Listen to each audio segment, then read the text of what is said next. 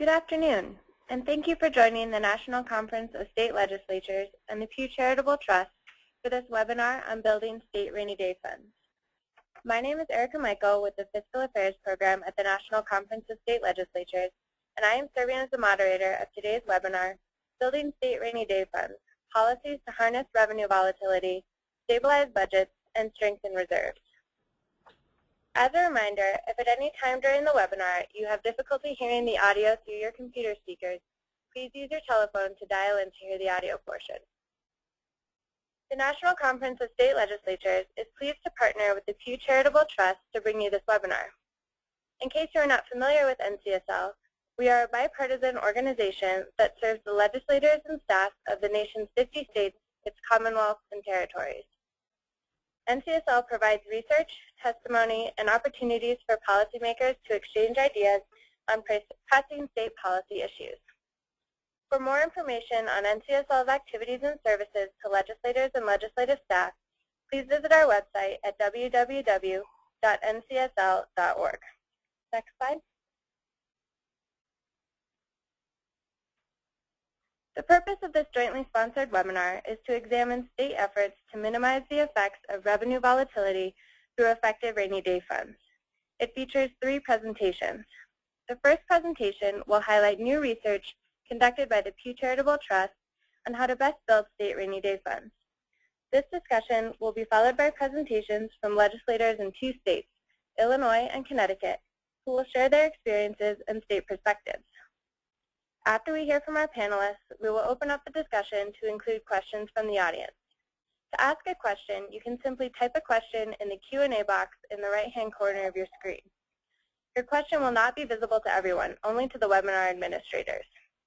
We will take as many questions as possible within the time we have available. Next slide.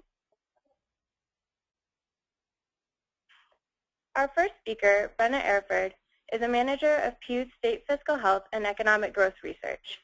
Brenna manages Pew's work on state budget policy and helps states identify ways to better manage fiscal pressures resulting from increasing economic and revenue volatility. Brenna oversees the project's work with state budget leaders to help develop solutions that can guide states towards long-term fiscal health. Next slide.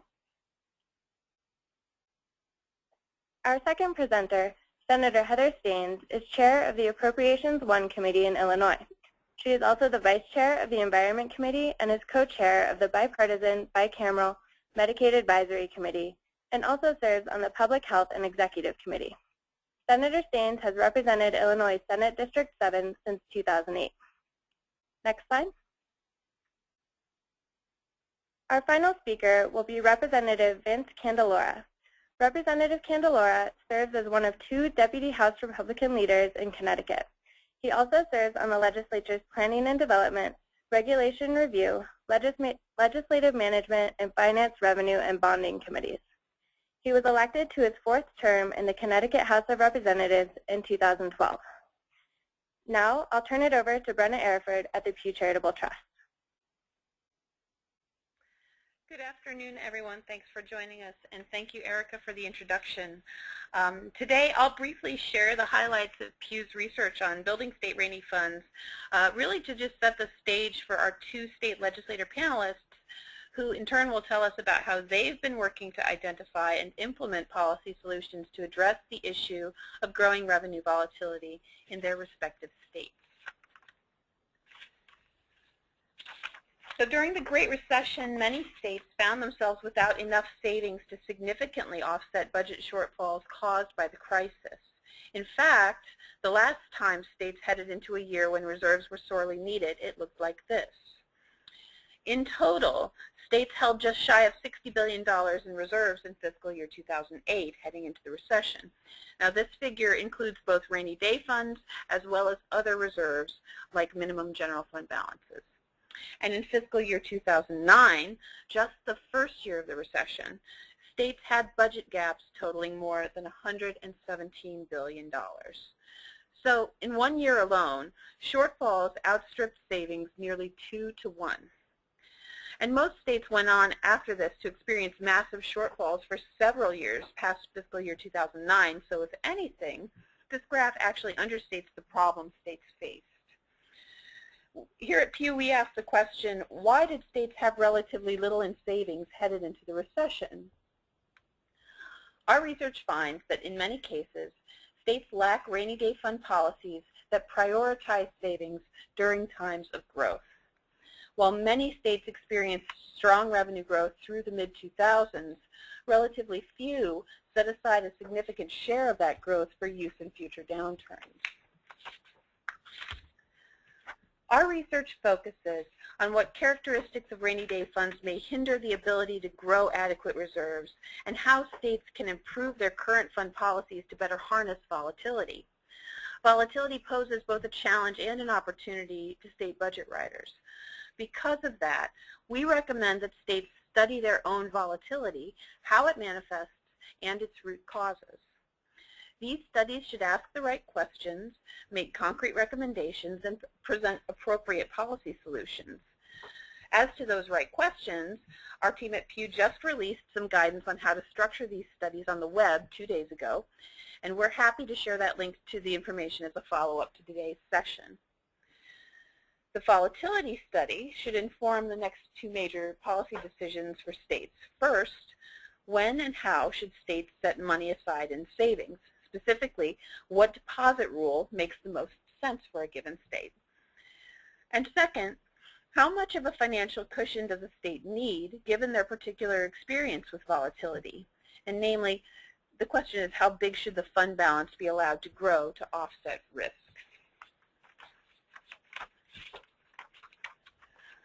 So here are the 12 states our team identified that currently link deposits to volatility in some way. Among those 12 states that have deposit rules designed with volatility in mind, 5 states on this map highlighted in light blue link deposits to overall revenue volatility. Those states are Virginia, Tennessee, Idaho, Washington, and Hawaii. 4 states highlighted in yellow here link deposits to certain volatile revenue sources. And those states are Texas, Massachusetts, Louisiana, and Alaska. And 3 states highlighted in dark blue link deposits to economic conditions, which are, of course, a major contributor to budget volatility. And those states are Arizona, Indiana, and Michigan. Now, none of these states link savings to volatility in exactly the same way, and there is no one-size-fits-all solution for states. Moreover, some of these rules work better than others, with saving during times of growth as the measure of success. Now, if you don't see your state highlighted on this map, it fits into one of 4 other categories of states we've identified that don't tie deposits to volatility. And if your state's not highlighted here, we could discuss why in the Q&A or perhaps later as a follow-up to the session. Now, since so many states don't have rainy day fund deposit rules in place to help manage volatility, we asked the question, how could a deposit rule tied to volatility have helped states that don't have similar policies in place leading up into the Great Recession? I'd like to walk you briefly through our analysis of South Carolina. Now, in this case, we applied a deposit rule similar to the one Virginia currently uses to a state that has a very different rule. Like many other states, South Carolina has a rainy day fund, and they have a deposit rule that doesn't directly consider volatility in either the state's economy or revenues. Between 2002 and 2007, South Carolina built up a balance of $168 million in this fund, which took them up to their statutory fund size limit at the time. And then, over the course of the Great Recession, they had to address a total of $4 billion in budget gaps. Had it been in place, a deposit rule tied to volatility would have resulted in savings of $835 million, nearly 5 times as much as what South Carolina actually had heading into the last recession. And while admittedly that's less than a quarter of the budget gaps they faced over the course of the downturn, it would have provided the state considerably more flexibility in their budget response. Now, we recognize that the choice to save is not easy, and doing so is often at the cost of other budget priorities. But over the long run, the tough choices states make in good times can prevent them from having to make even tougher ones during bad times. Linking savings to volatility is smart because it prioritizes savings when it makes sense to do so and doesn't require contributions in lean years. So in conclusion, Pew recommends 3 steps states can take to improve their long-term budget stability. First, we recommend states conduct a periodic volatility study to inform rainy day fund policy. And as you're about to hear, Illinois is about to do this for the first time. Similarly, Connecticut is poised to do the same. The state of Utah already does a study like this every 3 years, and Minnesota does one as well every year. The second, we recommend that states redesign rainy day funds so that deposits are tied to observed volatility. This takes advantage of revenue growth to ensure a greater level of budget flexibility in the future. Since volatility manifests so differently from state to state, it's critical for policymakers to consider their state's unique economic and revenue conditions and tailor their deposit rule policies accordingly. Third, and finally, we recommend that states establish fund size targets that match their experience with volatility. There's no single optimal size for rainy day funds, so fund size targets that match the goal of the should match the goal of the fund as well as the state's past experience. And with that, I'll conclude my remarks.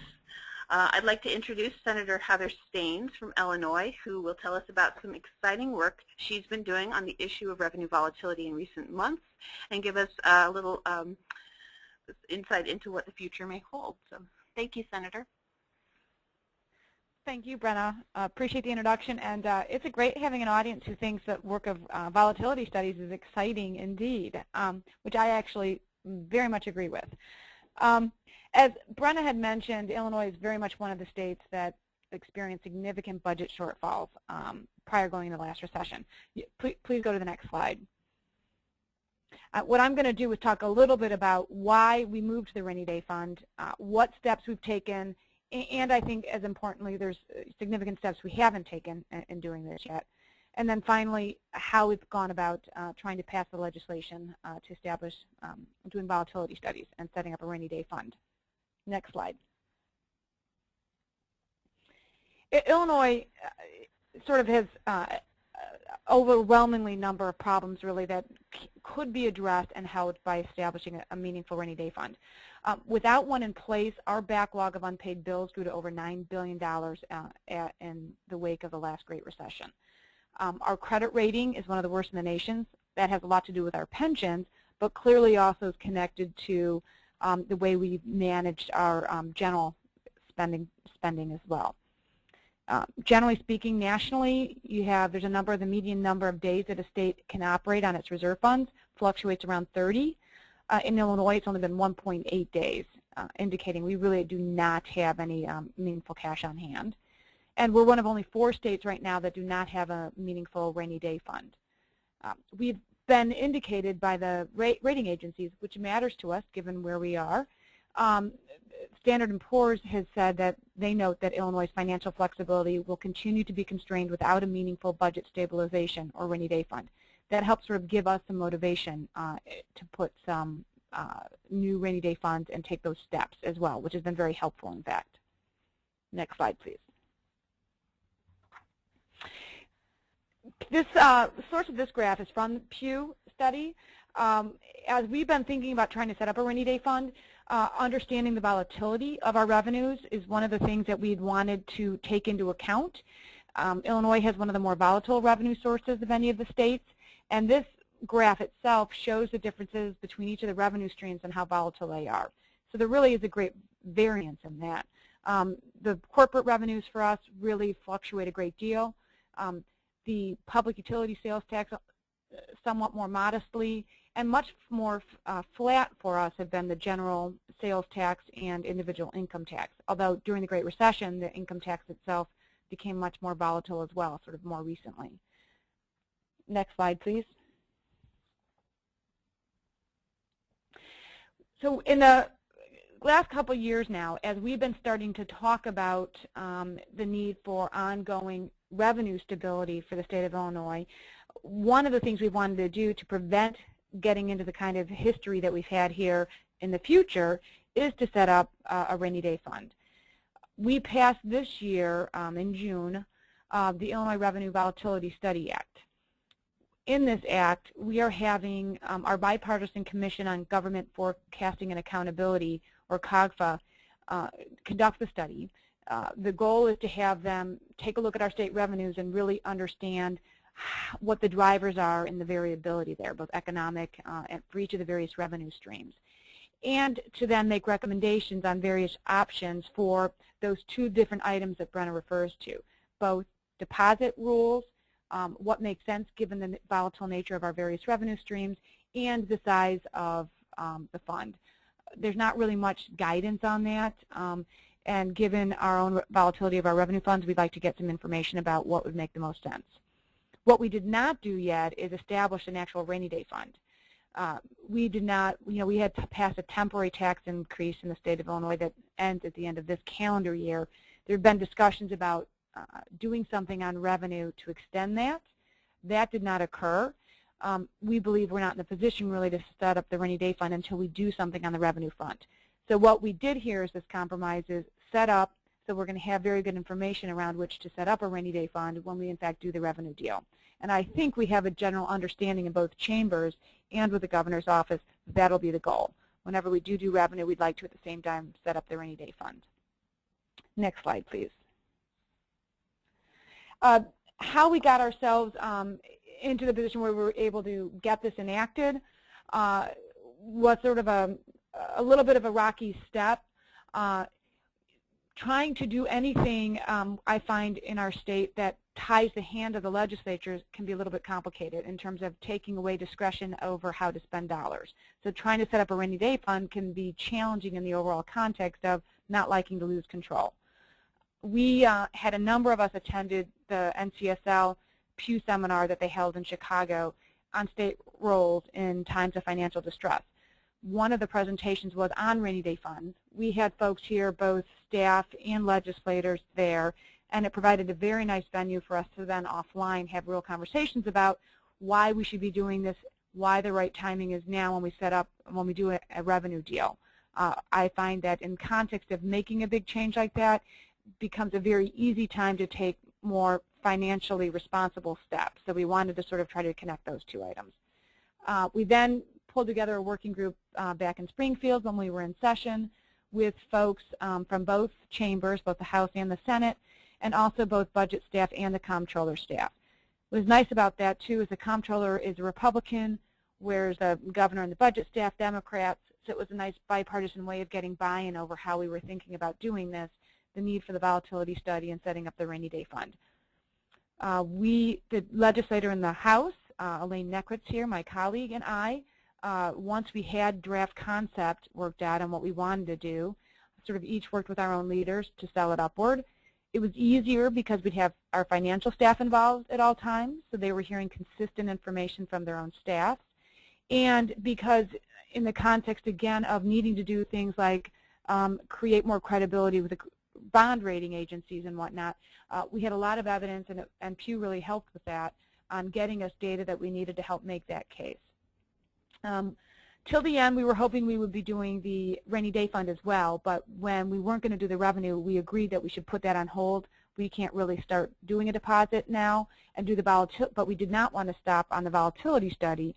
We want that to go forward because very much now that will then inform exactly how we structure the rules and the size of the fund when we do a revenue deal, which given the situation we're in, I suspect is going to be either in the fall or in the spring. So I think we will be in much better situation on doing that with a lot of intelligence and real data, having done this volatility study in a way that hopefully will prevent us from facing these same kind of circumstances we have historically. So that's a little bit about the Illinois story, and now we'll turn it over to Representative Vince Candelora from Connecticut for the Connecticut story. Thank you, Senator. Connecticut has currently a rainy day fund. It's Connecticut General Statute Section 4-30A provides that our unappropriated surplus each year gets put into the rainy day fund up to 10% of our overall appropriations in each year. So once we reach 10%, that money no longer needs to go into the rainy day fund, but rather it can go toward paying our retirements and our unfunded liabilities. And so when the Great Recession did hit Connecticut, we were pretty much close to that 10% threshold. If we could go to the next slide. So what this slide just presents is the 14-year history of Connecticut's rainy day fund. And in 2002, when the smaller recession had hit Connecticut, we saw that the rainy day fund got depleted quite quickly. And what was backfilled after that were some tax increases in order to try to stabilize the budget process. Moving forward to the Great Recession, we had about $1.3 billion in our rainy day fund, which hovered about 10% or overall appropriations as required. But very quickly, that was also wiped out when Connecticut was facing upward of about a $6.5 billion deficit in those years. And so what I found, having served on the Finance Committee as the ranking member during that recessionary period, I found that the rainy day fund really acted as a stopgap measure to sort of fill a hole in temporarily. But unfortunately, we were faced with the option of either having to reduce spending or increase taxes. And what we saw in Connecticut was we did see spending reductions, but we also saw substantial tax increases in order to try to address the issue. Our rainy day fund currently, as you can see, we are ending around, close to $400 million. And we're going into a budget cycle where Connecticut is facing in the biennium about a $2.5 billion deficit. So for me on a personal level, having come from a municipal background where the rainy day funds at the municipal level, served as a contingency and there was much more stability in the budgeting process, it sort of led me to want to examine the volatility of Connecticut's revenues. And so in this past legislative session, on a bipartisan basis, and of course with the help of Pew Charitable Trusts, we were able to put together a panel that would look at all of our tax structures, but in particular, we were able to get some language in to require that they do look at the reliability, stability, and the volatility of Connecticut's local and state taxes. It's my hope that this commission will place a greater emphasis on studying the volatility as opposed to looking at merely the different types of revenues and how we can maybe decrease revenues in some areas or increase in another to make us more competitive economically. Because I think that the volatility in revenue impacts not just obviously the revenue side of the equation, but it certainly impacts the spending side. Next slide. So this next slide just presents how Connecticut's revenues are broken up into different categories for fiscal year 14. And as you could see, the bulk, 40% of our income tax makes up the overall general revenue. To also note, just our gas tax as an example represents a much smaller proportion of about 2.23%, and then with sales tax being the second largest along with the federal revenue. Next slide. So before I just discuss this slide, one of the things that's worth noting in Connecticut is our proximity to New York City, the financial markets. We derive a lot of our income from capital gains and the wealth that's generated out of the stock market. And so it has certainly been a blessing for Connecticut, but it also has been a curse because when the stock market gets a cold, Connecticut ends up with the flu. And we've seen dramatic downturns over the last few years, and a lot of that, I believe, was stock market driven. This next slide is just a demonstration. I'm sorry, if you could go back. The petroleum gross receipts tax slide is just a demonstration of the trending of a portion of a revenue stream. And as you can see in 2002, we saw a decline when the recession hit of about 27 million. In 2008, 2009, we saw a much more dramatic decline with the Great Recession of about $100 million. And while we saw these large overall percentage drops in the gross receipts tax, overall, I think what it just demonstrates is that our rainy day fund was poised to be able to absorb a $100 million decrease in that fund. The next slide. This next slide just shows the federal adjusted gross income for the state of Connecticut over the 14-year period. And again, it's just showing that that income trend sort of mirrored the gross receipts trend as well. Clearly it just demonstrates that we saw a drop in 2002 and in 2008 when both of those recessions had hit. Next slide. So a subset of another piece of tax here is our personal income tax, which shows, again, a decline in 2002 when that recession hit of about 11%, close to 500 million. And then again, a dramatic decline in 08 of about $1 billion, which was an overall decline of 17.7% in the state's income tax revenue. And looking at this graph, and again, comparing it to the gross receipts tax, it appears that it trended sort of the same way, that we're seeing, an economic recession, revenues decline, and then an eventual recovery. The next slide. Now, within that personal income tax is contained our income tax withholding, which is essentially, our wages that the employees are paid.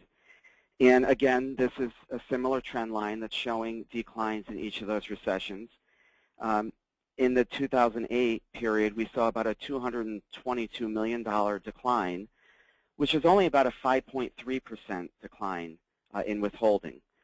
And I think, it just is worth noting that despite, job loss and the recession hitting in 08, the withholding overall just merely saw about a 5% decline, which again, about 220 million also demonstrates that there was enough money in the rainy day fund to cover that loss. Next slide. Now, what's interesting is this slide demonstrates our federal reported capital gains. And I think this is starting to point toward where Connecticut's volatility lies. While we can't extrapolate the exact tax that people pay on their stock market gains, we are able to get information just demonstrating what our reported capital gains income is for Connecticut. And this slide is much different from all the other ones where we saw, a recessionary dip and then a recovery. What this is sort of showing is a more sporadic income. And if we see in 2002, we saw about a $9.4 billion decline in our capital gains reporting. In 08, when the Great Recession hit, we saw roughly about a $15.8 billion decline in those revenues.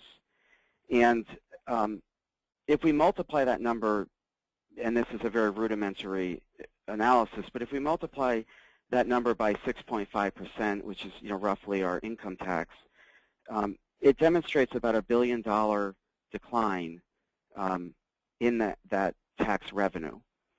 And certainly that type of a large amount of money cannot be sustained and absorbed by our rainy day fund. If we could go to the next slide. What we did here is we just overlaid the capital gain increases and decreases as a percentage with our overall income tax increases and decreases as a percentage. And so when we look at the red line, we could see that our income tax fluctuated about 10% in either direction in any given year, while our capital gains tax our capital gains receipts or returns fluctuated by a much greater amount, 50% in any given direction. What it shows is that the capital gains receipt is clearly a driver on Connecticut's overall income. And the concern that I have is that in the good years, Connecticut has been able to budget these capital gain increases. And so sometimes in the 80s, we certainly saw 20% increases in our personal income, which led to much larger growth in our budget than I think we would have otherwise have seen. And we're currently paying the price for that now because the stock market is adjusting. And so Connecticut's budget is not able to adjust with it because we've allotted that money toward ongoing expenses. And so one of the proposals that I would hope to see that we start examining in Connecticut is how we take this particular revenue stream, our capital gains tax, and budget less on an ongoing basis. So we aren't necessarily taking that 30% gain in a given year. We might take 5% if we index it to inflation and take the balance of that money and put it toward our rainy day fund, so that the rainy day fund wouldn't necessarily be capped at 10%, but it would be tied in to these type of revenue streams that really only provide volatility for a state and cause some budget problems. And so I just want to close by thanking the Pew Charitable Trust for providing a lot of data and getting Connecticut legislators starting to think about income volatility, because I think that we need to start moving in this direction, because unfortunately I think some of these revenue trends are going to become more of the norm rather than the abnormal. Thank you. Thank you. Now that we've heard from all of our speakers, we're happy to take your questions. Again, to ask a question, please type your question in the Q&A box in the right-hand corner of your screen. As we're waiting for questions, I want to let you know that this webinar is being recorded and will be archived on the NCSL website. And it looks like our first question is for you, Brenna. We have a question about bond ratings for states with rainy day funds. Will bond ratings drop and interest rates on state debt rise if a state with a rainy day fund makes a withdrawal from the rainy day fund? Thank you for the question. This comes up a lot, just this general kind of question of influence of rainy day fund policies, positive or negative, towards the state's overall credit rating. It's an extremely legitimate question. Let me just kind of say, as an overall, one of the challenges, as all of us, or I would assume all of us being outside observers of the credit rating, is that the methodologies used by the rating agencies are very opaque. They do all publish some detail on the factors that they consider within various categories.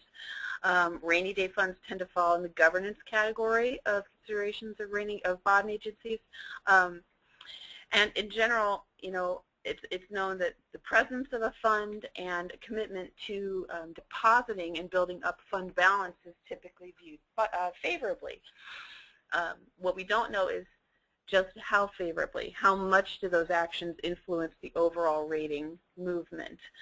It is the same on withdrawal rules and just withdrawals in general. It's known that these are paid attention to, but it is not really known to what extent they influence that overall rating. That said, we have seen some, there have been some observations we've made and statements made in analyses by major bond rating agencies that would suggest there is probably more tolerance for withdrawals from the fund for given purposes, given that there is a history and perhaps policies that are a commitment to rebuilding fund balances when states are able to do so. There's been some complimentary remarks issued by S&P in relation to California's proposal, which is on their ballot in November, around restructuring their rainy day fund to link deposits to capital gains, tax revenue fluctuations, and things of that nature. I actually would invite Representative Candelora, one of the slides he presented, if you'd like to comment on this, Connecticut having a fund and having a history of both deposits to that fund in expansion years, actually a pretty robust history of deposits from the period between 2004 and 2007 and in the recovery period of 2012 to 14, but also some pretty significant withdrawals around recession years in fiscal 02 and fiscal 10 and 11. Representative, would you like to speak to this as well? Yeah, sure. In my experience, the rating agencies have not been critical of Connecticut for relying on it. However, if you, I think they were more globally critical in some of our practices where we relied on a lot of one-time revenues to balance our budget. So I think in isolation, they probably might not be critical. But for instance, we had issued economic recovery notes back in 08 or 09, in addition to draining down our rainy day fund. And so the rating agencies were critical as a whole that we were relying on too much one-time revenue to balance our budget back then. And they did subsequently give us a negative rating for that practice, but I think it was because of sort of the global approach that we took, relying on a lot of different one-shots as opposed to just in isolation using our rainy day funds. Yeah, just in conclusion, and for my response to this, thank you, Representative. I would say that there is at least one ratings agency. It's the new one of the newer ones, Kroll Bond Rating Agency, that in their methodology specifically states that they reserve their highest ratings for states to those that, if they make withdrawals, repay it within a reasonable period. And I think they specify 3 years of the withdrawal, but the mechanism for the repayment is there's no preference expressed. It could be through a strong deposit rule. It could be through a repayment mechanism of some other sort. That's a really good question.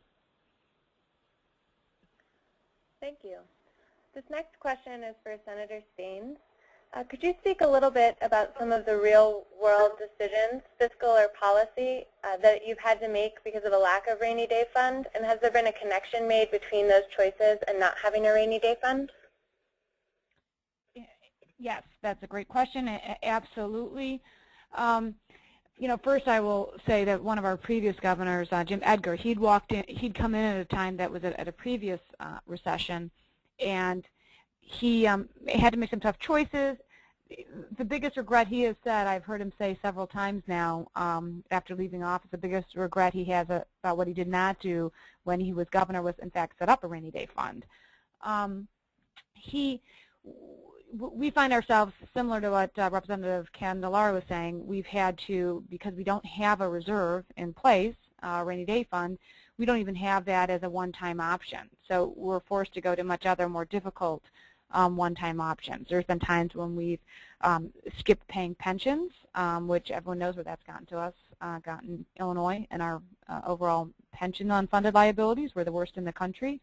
We've done things, a lot of one-time spending kind of deals.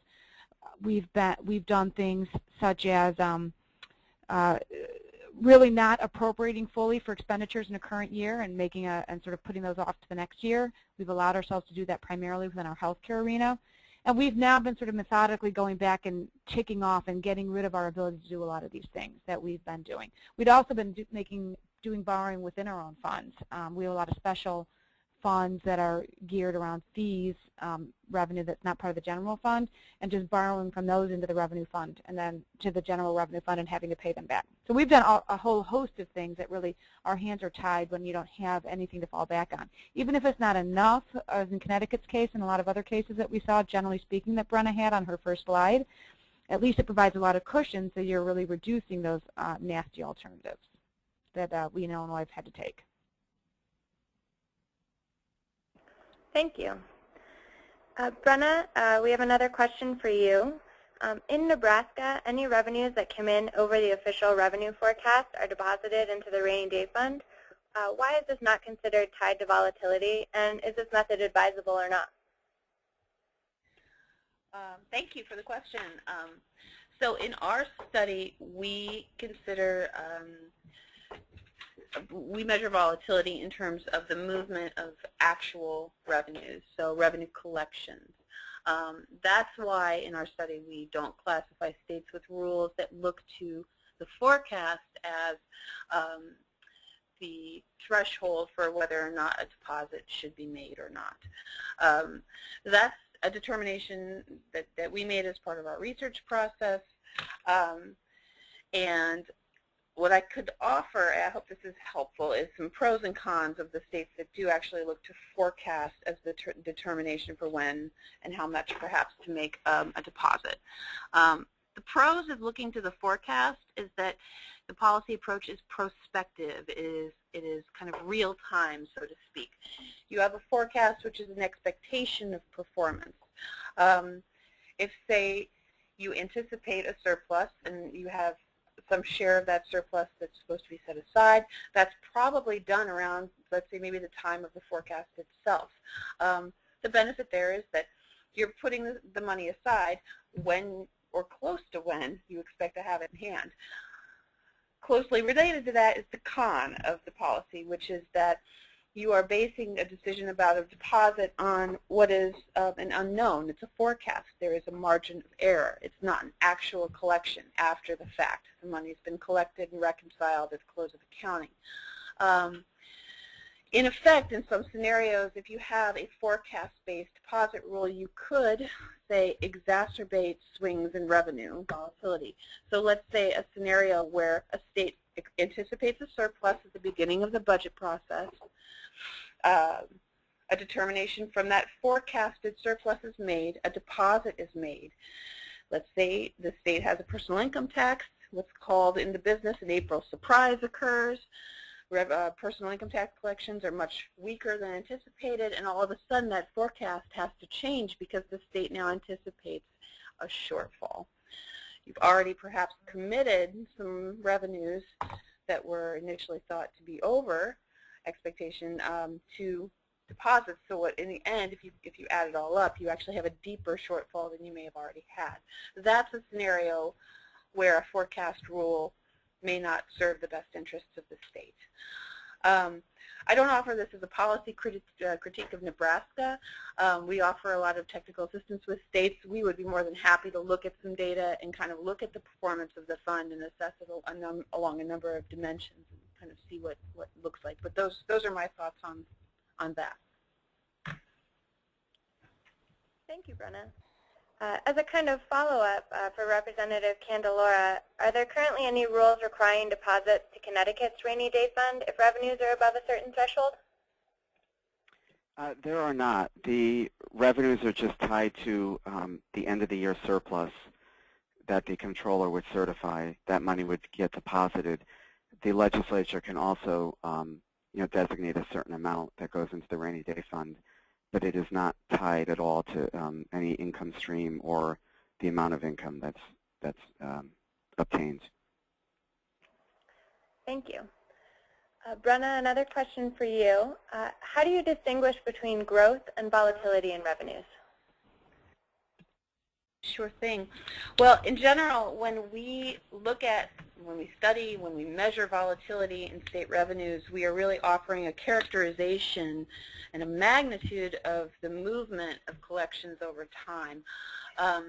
So, for example, the chart that Senator Staines showed in her presentation with our data just characterizes volatility in Illinois tax revenues by type of revenue, but we aren't distinguishing the underlying drivers of that volatility in that chart. That said, when you kind of go inside the phenomenon of volatility, there are a couple things at play. There's, of course, a combination of what we call, in budget to speak, of course, recurring and non-recurring or one-time factors. There's also, and related to this, there are economic factors that are driving volatility within revenue performance, and there are also state tax policy and federal tax policy choices that are influencing them as well. to the volatility study that we recommend.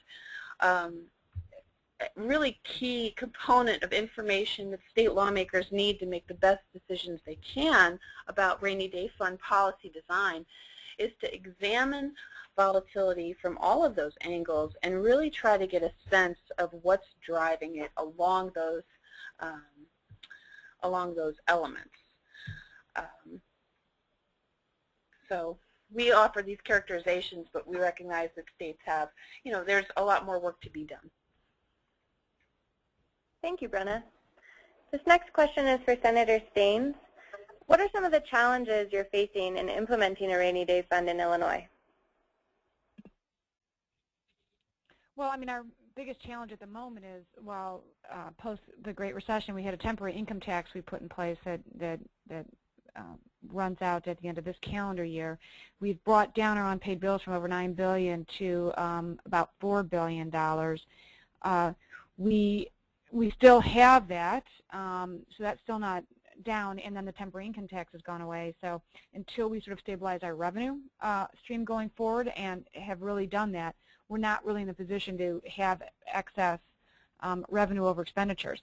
And I say that at the time we've brought down our operating budget costs. We've cut out close to, on an annual basis, on a $32 billion general revenue fund budget, we've cut out $1 billion of ongoing expenditures by closing many facilities, for example. We've also been making significant reductions to our Medicaid program and other places. We also are now prorating education funding. We've been doing so much on the spending side. It's getting to the point where I think it's challenging to do a lot more cuts there. So until we actually establish a more going forward revenue streams that are going to be consistent with spending levels, particularly given the growth in our pension payments, it's hard to establish a rainy day fund. That would be our biggest challenge. And that's also the opportunity. We know we're going to be needing to do something on the revenue front. And so at that time, it's a real moment in time that we don't want to lose the opportunity to ensure we don't have this happen again going forward.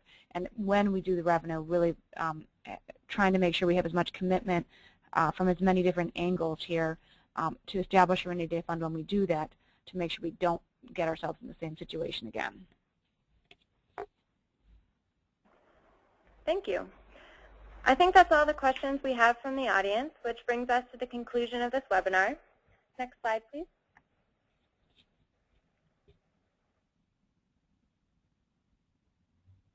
If you have any questions following this event, please feel free to contact me at the email address listed on your screen. Next slide, please. Please take a moment to share your feedback on this webinar through the survey that will appear on your screen after the webinar. Thank you for your interest and participation in today's webinar.